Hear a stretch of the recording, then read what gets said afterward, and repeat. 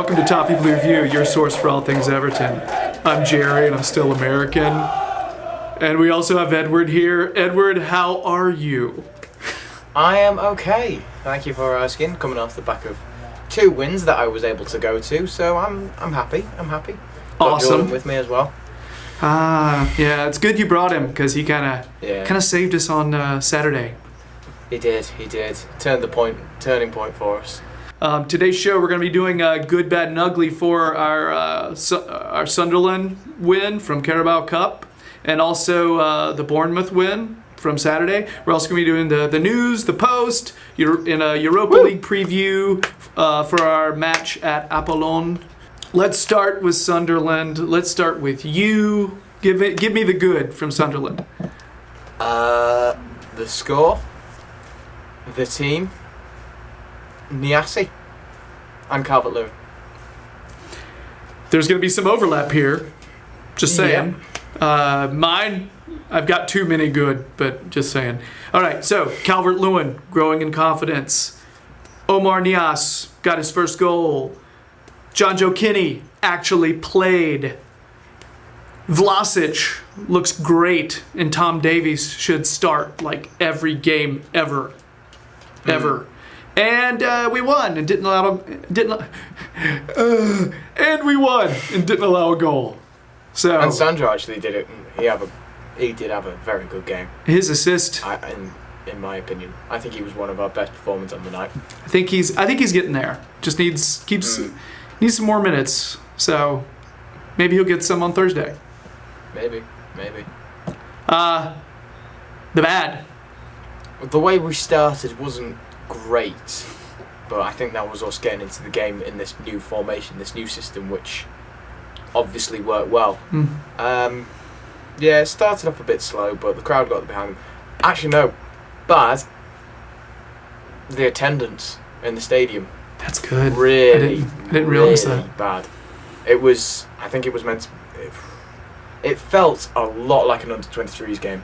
Like, there were so many empty seats, it was ridiculous. That's awful. I know it's only a League Cup game, but still. Jeez. I mean, where I was sat, I had 5 to my left free, 3 to my left, 3 to my right free, and about a whole row, I think it was about 9 seats in front of me that were free for the whole match. So I guess that just shows what people think of the League Cup. That's true. That is true. You have any ugly? To be honest, no. I can't really think of anything that stands out as being really, really like that. I think it was a good game, got our confidence back, and it was good entertainment and performance for the crowd. So yeah. I don't think there's really anything ugly to add to it. I got one. What? Now, I want to preface this. I love this guy. Besic probably played his worst game of the season. Oh God! So far. Yeah. You know, right at the start, we were scared. We were a little bit scared, but he got into the game. Yeah, I got it. It's not his strongest game. I'm glad he got it out of the way now in a game where we won. We shut them out. You know, he just didn't have a great game.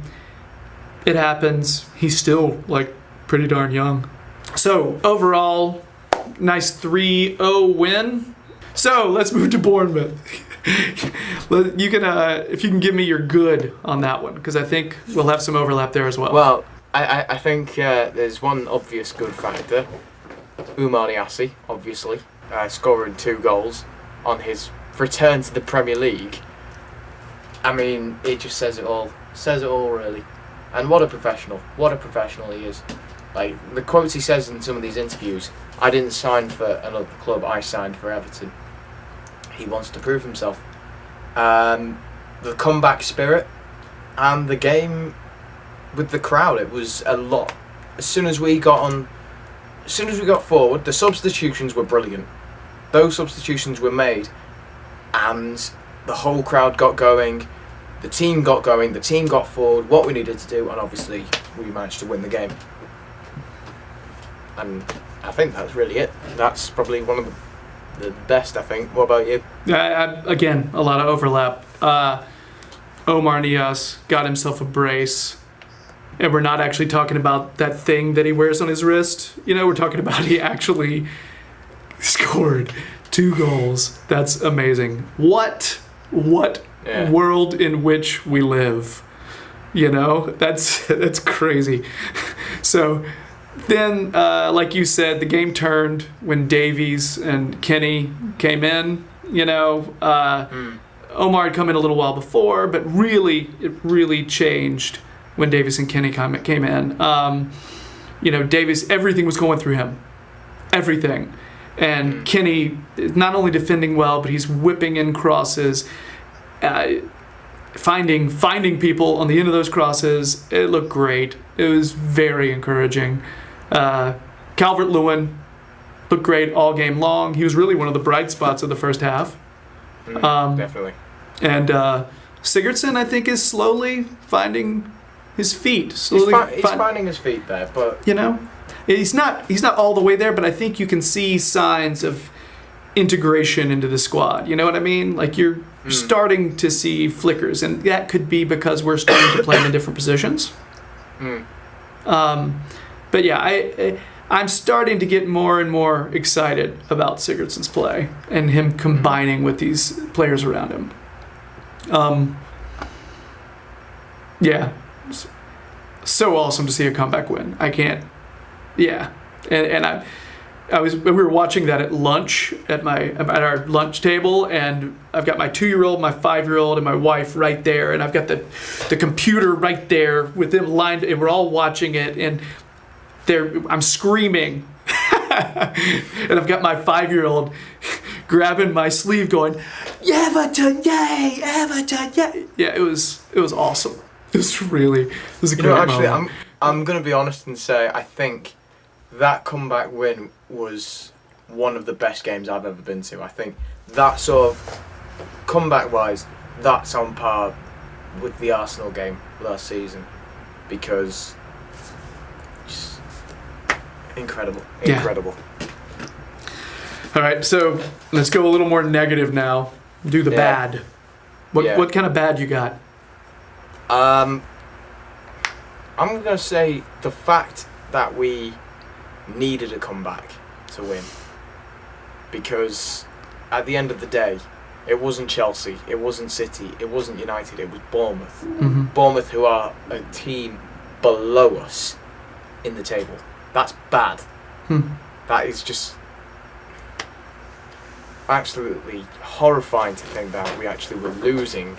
I know it sounds really stuck up of me to say that, but we should not, for the amount of money we spent, and I know a lot of people say it, we should not be losing to the likes of Bournemouth. Yes, we got the win in the end, but something has gone wrong at the club, and we need to know what. Bad as well, no Keane and no Jagielka. Very, very bad, I think. Very bad. Yeah. Because in all fairness, obviously I've been a big critic of Williams, but Williams in that game actually, that was probably his best game this season. He did incredible to be able to stop any like attacks from any of Bournemouth's strikers. It was just incredible how he was able to get the team riled up again. But he still made mistakes, like all the team did that day. Inexperience for Holgate is another one, I'd say. But that's his first time, I think, in a 2-man partnership in defence for Everton. So obviously he needs experience. Yeah, he does. And he's going to get that. Yeah. He's going to get that, which is cool, and he's already gotten some. I was really psyched to see Holgate in the lineup as a center back, but not for the reasons that he was in. You know what I mean? Like I wanted him to be in there because Koeman found it to be time for him to be getting experience, not because there's injuries to Keane and Jags. It's really unfortunate, but I do think Holgate, when we're playing against quicker teams like Bournemouth, when they've got, they're not a power team, they're more about quickness and runs, I think Holgate could actually be a solid option for us. However, he's my first bad in terms of his early slide on King's goal. I know he's just doing what he was trying to stop a shot. He thought it was a shot. Inexperience led to him thinking it was a shot, and it happens. It's unfortunate, but let's be honest, it was a really well-placed shot by King. I actually think he and Schneiderlin probably had their best games this season. In all honesty, I thought Schneiderlin and Holgate were absolutely brilliant until obviously they scored and Schneiderlin got a yellow card. Yeah, I don't think Holgate's whole performance was bad. It's really just that moment. Because I do think he's going to eventually be a solid center back for us, and I'm glad we're playing him there. See, I like to think of this whole generation we've got coming through. We've got Funa, right. Imagine yourself a backline of 5. Kenny right back, centre backs, Keane, Holgate, Funes Mori, who will be the oldest, but probably only by a couple of years, and Garbett / Galloway. That could be incredible. That could be our lineup for next generation. And my second bad was the first half again was practically unwatchable. Not a great first half for us. I only have one ugly. At least you could switch off from watching it. Do what? At least you could switch off from watching it. I couldn't. I was in there. So I only have one ugly. Do you have any ugly? I have ugly. Go on then. You go first. You've only got one. My one ugly, and I have a feeling you'll agree. Martin Atkinson. Hate him. Really.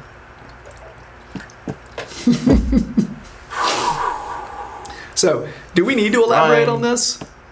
Do we even need to? Because I have a feeling that anybody watching is going to agree with this. You know what I mean? I don't think he actually gave out a yellow card to any Bournemouth player at all. I don't think he actually gave one out to any Bournemouth players. Yeah. We had about 5 at least for us. And on stupid tackles that shouldn't have counted. Yeah. So. Yeah. Hate him.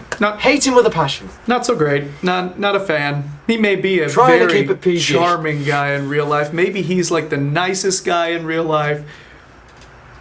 But I have a feeling a lot of people lost their voice yelling at either him on the field or at their television.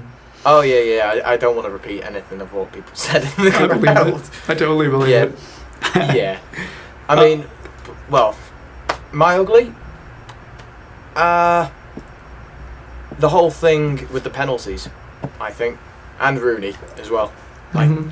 The way the defender went up, he should have had at least a yellow card, but we're going back to Atkinson there. I mean, the way he just went in, Yep. No, Pickford! Oh, you just... That's the perfect demonstration! You literally bowed up Pickford just then. Jordan, try not to take offense. It's just a demonstration. I'm sorry, Jordan. I didn't mean it. Love you, really. I'm really hoping that there's a little bit of retroactive examination on that play by the FA. Somebody kind of, because it was a clear elbow to his face, and it was for a reason. It was trying to keep Rooney away from the ball. Because Rooney had gone up with his head. He's literally clearing him out. And the only reason defenders will do that, like you say, in that scenario, is to keep the players away. So, Andy had to change his shirt twice. He had to change his entire kit twice before he even got substituted. So, obviously, there was a problem there. Yeah. And then, on the other end, Sigurdsson could have been penalty, could have been... I think that was all right. It's a little more questionable, but I did think it was a push. Yeah.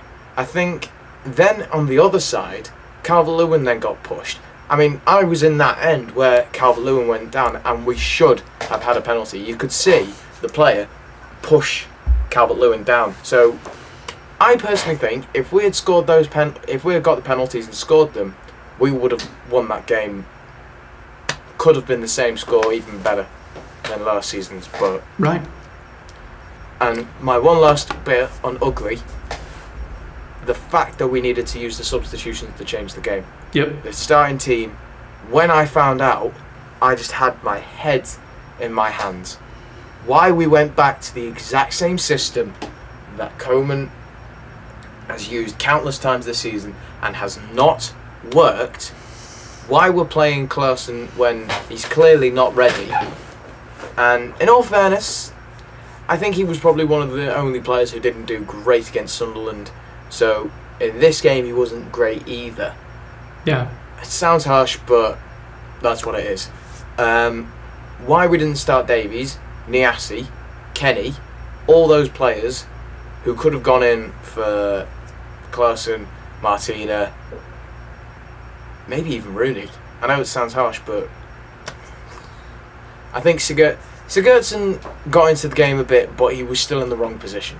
Right. So he's not quick. But when we introduced the pace that we had with Davies, with Niasse, we got forward and we scored the goals. Mm-hmm. Why we're not doing that every single game,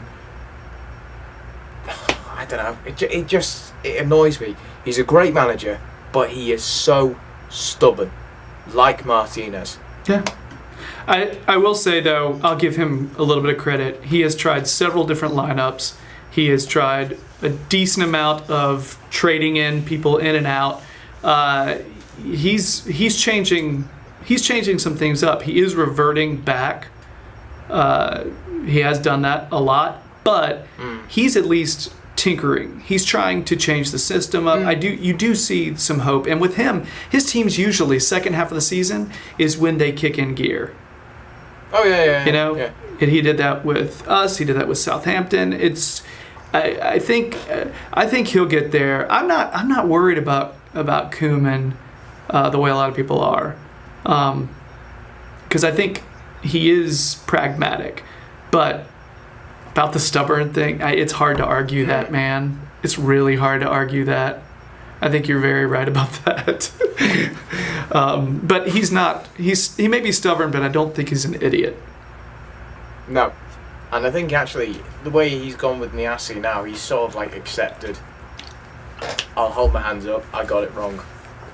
Right. So fair play to him. At least he does that, unlike Martinez. Yeah, it's very true. So we need to move on to the news. The news. Huzzah! The news. First bit of news. Rumor has it that Idrissa Gueye has signed a new contract. Apparently, there's been some bigger clubs lurking. This is what it said on the Twitters.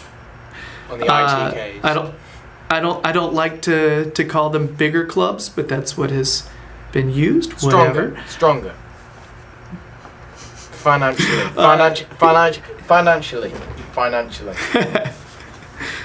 So, you have any reaction to that? Yeah. Good. Yeah. One of our best players, so understandably needs to be tied down for a little bit longer, although we all know contracts mean nothing. But it's good to show a bit of initiative and say, hey, keep away from our players. Yeah. That's all I can say really on that. Yeah, I mean, I don't know if he's in a situation where if a rich club comes and bids for him, a Champions League club, you know, if he would be interested. I don't know. He seems like the kind of guy who just wants to play at a high level, and I think he sees that he's appreciated here. But you never know with that kind of thing, though. It's just a smart move. Tie him down to a contract. If he ends up wanting to leave, we get more money for him. Bit of news number 2. We've drawn Chelsea next round. Chelsea away in the League Cup, Carabao Cup, whatever you want to call it. Say goodbye to Carabao Cup, guys. Bye. How do you feel about Chelsea away? I'd have liked to have done more League Cup videos. I mean, I don't know. I feel like we could do it, but we probably won't. I think if Morata was to get injured, though. I think if we're still if we're still tied with them at halftime, I give us a shot to win that. Just say it. Possible. Yeah, I think we're gonna keep growing. I think we'll get there. I'm gonna be positive. No. Maybe not realistic, but positive. All right. So next, you've been talking about this one for a while, for good reason. Coleman and Balassi, according to Joyce, are back in training with the first team in November. Hopefully. I mean, Balassi. I don't know when that means they'll be actually like playing games, you know, with the first team, but at least they're training. Well, Balassi's putting out all these tweets saying when I come back, people better be ready and all that. So you never know. He could be coming back pretty soon.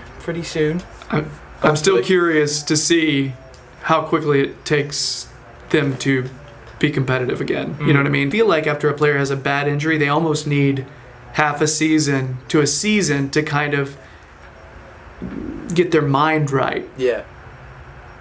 You know, I mean, you're gonna be shy of challenges. Like right now, I had the exact same injury as Balassi last year, and I have not started back competitively, like playing again, but I'm hoping to, like this coming, and I'm sitting here thinking, if I go into a 50-50 ball, how strong am I gonna go? Seriously.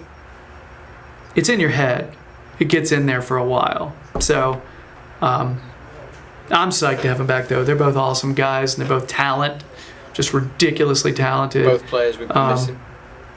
Yeah. Lastly, Koeman supposedly will land Giroud this January. That's what some of these publications have come out and said. They said we're gonna be bidding $40 million, and they're really gonna be trying to push it through, and they seem to be positive about it. I thought this one was dead in the water because I was under the impression that Giroud's wife was the one that said she wasn't into it.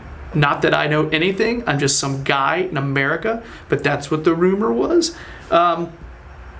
So apparently if it's on again, I would love to have him. But where would this leave Nias? I don't want him. Well, not for the amount of money they're saying. Like 40 million could be used on a proven goal scorer who's young, who can do the stuff that Giroud can do, but better. I think 40 million would probably do better. Giroud's 30. He's not playing that much for Arsenal, so clearly they don't rate him that highly. Why should we have to pay 40 million for a bench warmer from Arsenal? Why should we be having to buy rejects? Why do we have to buy rejects? That's a legitimate question. I think Everton finds itself in a situation where they have money now, but they're in Europa League. And so it's a situation where the ones we can afford don't want us because we don't have Champions League.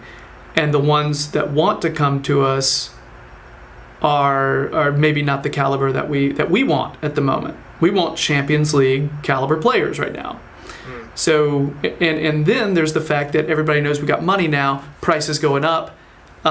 It's just a crazy market right now. So I want Giroud.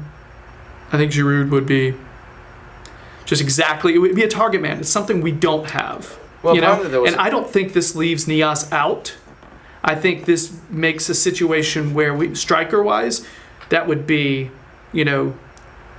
Calvert-Lewin, Nias, Sandro, Rooney, Giroud. All of them different, one way or another. Imagine the combinations. That'd be crazy. So, and it would give us somebody who actually can finish in the air. The meaty French forehead. It would be awesome. Yeah. But you're right. 40 million is absurd. Let's go to the post, shall we? We've got questions that have come in from followers of the Toffee Blues. So this is pretty awesome. The first question from Douglas Eliot Matthew, the man with 3 first names. Would you drop Rooney for the next few games and play Gylfi behind the center forward, actually playing him in his right position? Good question. You want to go first or me? I think personally,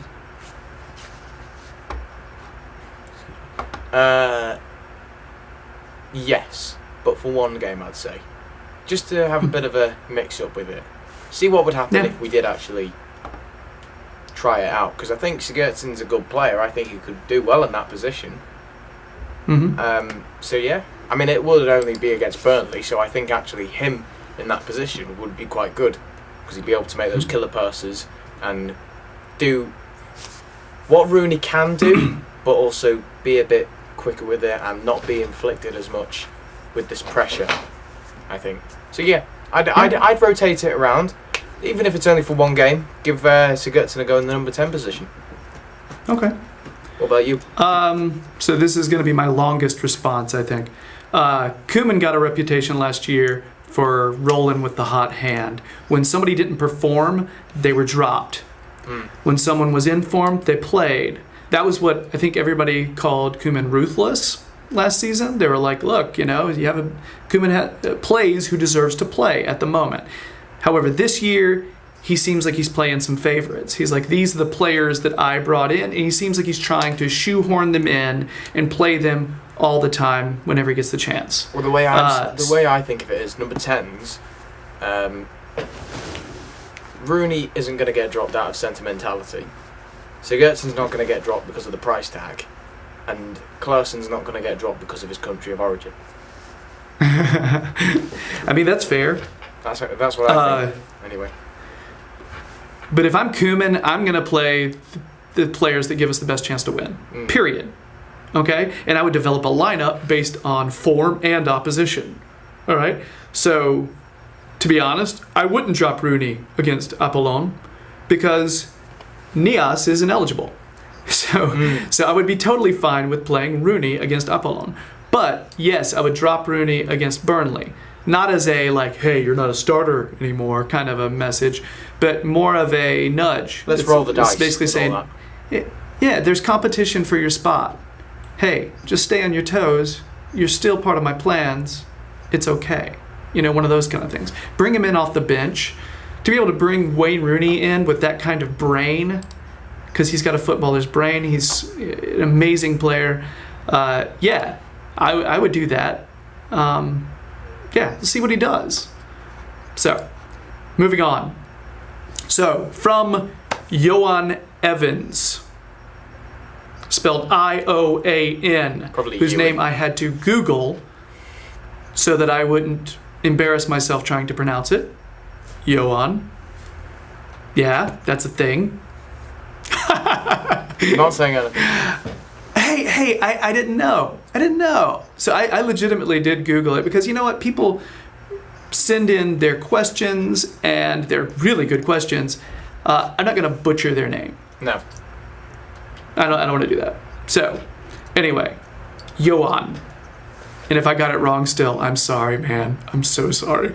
So Ioan is asking, who should start? Nias or Rooney or both? Personally, I think Nias, because it will be a shame to drop a player in such fine form, but what happens when Nias' form drops again and we're back to the beginning? So that's Ioan. Also from Ellis Jones, who has 2 surnames. What are your thoughts on Nias and should he start the next game? So essentially they're asking the same question. Yeah. Okay, so go ahead. What do you got? Great question. I think Niasse deserves to start. I said in my blog, if he doesn't start the next game against Burnley, I would not be happy because he's in form. I mean, if he doesn't start, what kind of message is that going to send to the rest of the squad? You're in form, scoring goals, getting assists, anything like that, and you're still not starting. What is then the point of playing? So yeah, Niasse should play, in my opinion. So, like we said earlier, Nias is apparently not eligible for a Europa League squad because he's not on the list.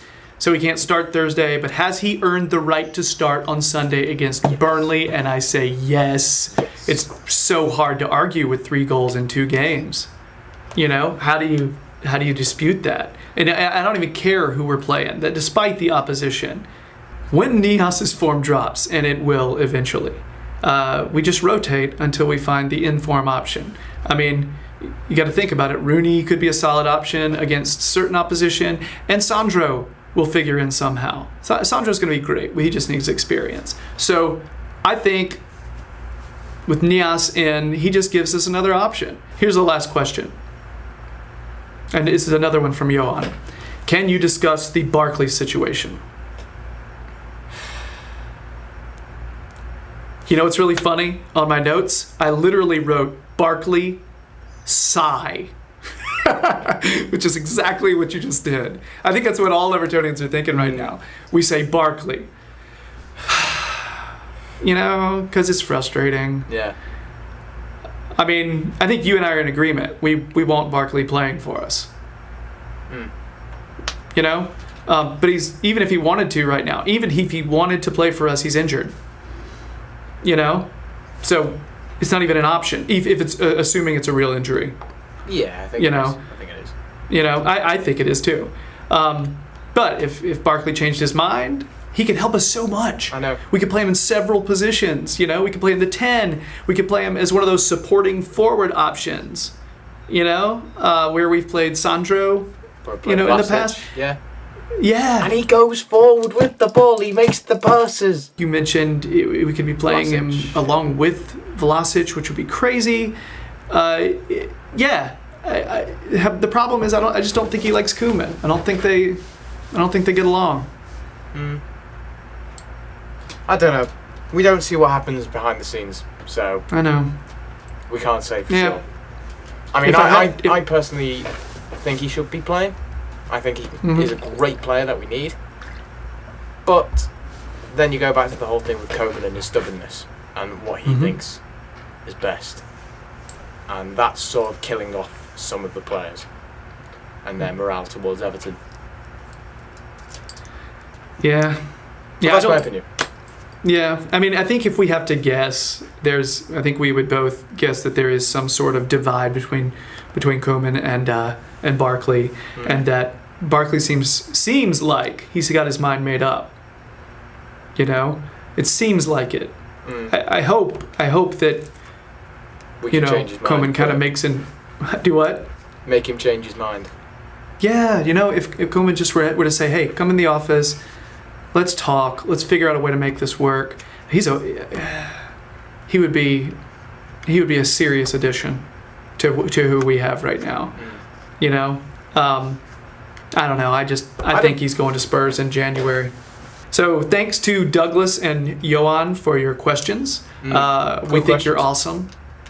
Yeah, they were great. Really good questions. Even if Gerry can't pronounce your names. Hey, I can. I just need the internet's help.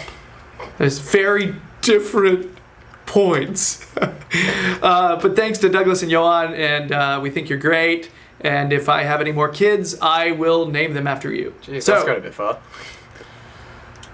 Probably not going to have any more kids, dude. Fair enough.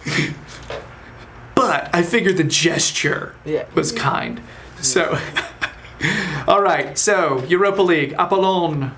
In the Europa League, they have beaten FC Zaria Balti, Aberdeen, and FC Midtjylland. That's a tough one for me, you know. But they beat Midtjylland. Yeah. Sure. Just go with that. Yes. All right. So they beat them in the Europa League qualifiers. Their most recent Europa League match, they tied Lyon 1-1. That was kind of a thrilling end. They scored near the end of the game. It's deflected goal, pretty crazy, a lot of shots in that game. In the Cyprian First Division, they have won one and drew the rest. This team gives up one goal, it seems like, every game. All right, they rarely shut teams out, but their amount of 1-1 ties, they just have a lot of them. It's kind of interesting. They run a sort of like a 4-2-3-1. They've run that in the past. So the good news is they're not running the three at the back with the two wingbacks, which we struggle with so much. So they're probably not going to do that, which is good news. Their danger men, well, this year's scorer is Skimbry. I think that's how it's pronounced. That's how they said it on the videos anyway. He's got 4 goals and 2 assists. But they've got a number 10 player named De Silva. All right, he had 12 goals and 15 assists last season, and he can play. He's great with dead balls. He's a very smart passer. He can whip one in from just outside the box. He's a good player. Those are the two most dangerous players that I've seen. However, they've really spread their goals out this season. I made a note of how many goal scorers they have, and there's a lot of them. They legitimately, they've got defenders scoring goals. They're a pretty balanced team, and they're disciplined. But they don't really have that big target man that they can lump balls up to. They have a lot of kind of shorter players that they play up front. So there's a lot of kind of through balls, and when they do play out the sides, they're trying to kind of get a quick one touch with the feet. Having said that, and keep in mind that we've got injuries to Jags, Keane, and possibly Martina. Somebody mentioned that might have been why he subbed Martina out for Kenny last game. I don't know if that's true or not, but keeping that in mind, what is Koeman's squad going to be against Apollon? I wouldn't be surprised if he went with the same one that he played against Sunderland. That's the squad I would go for. So, who is that? Pickford. Well, yeah, Pickford. Kenny, Holgate, Williams if we have to. Baines, I think. Besic, I want to try again. Clausen, I think this time needs to be in. Davies needs to be in. Niassi and Calvert-Lewin up top. Well, no, we can't play Niassi, can we? Yeah. Calvert-Lewin in, and I guess then Vlasic and Sandro again. Same team. Just needs to be the same team. Because it worked last time, so why not? All right, so I'm going to do some similar moves, but not quite. I think he's going to roll with Steck, because he's been rolling with Stecklenburg like in all the Europa League games, it seems like. Feels like it, in a lot of them anyway. So I think he's going to roll with Stecklenburg, who has, let's be honest, he's been performing when he plays. He's been all right. I think he's going to start Kenny again. I think Holgate and Williams, because out of necessity, Baines, so that's our defense. I think he's going to go back to Schneiderlin and Ghana. And then the rest of it, Sigurdsson, Davies, Rooney, and Calvert-Lewin. I think that's... I could see him doing that. I don't know that that's the right thing to do, but I can see him doing that. All right? I don't think this is a particularly pace-driven team. I think they have some quick players, but I wouldn't necessarily say they have fast players. I think this is a game where Rooney can work well. And I could see us subbing in Vlasic, Sandro, Besic, those type of players. What's the score? How's this one going to go? 3-1. 3-1? I'm assuming... I think we'll concede. With the lack of experience.